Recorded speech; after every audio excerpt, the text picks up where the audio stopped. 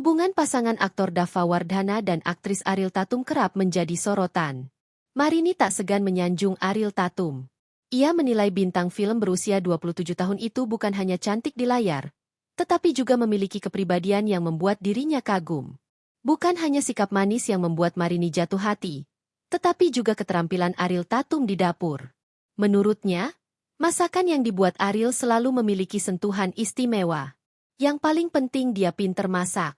Dia selalu kirimin kita makanan masakan. Sambungnya. Marini sendiri memang dikenal gemar memasak. Karena itu, ia bisa dengan mudah menilai kualitas masakan seseorang. Ia menyebut ada nilai seni tersendiri dalam setiap hidangan yang disajikan Ariel Tatum. Meski begitu, ketika disinggung apakah Ariel adalah menantu idaman yang selama ini ia harapkan, Marini memilih merespons dengan penuh kerendahan hati.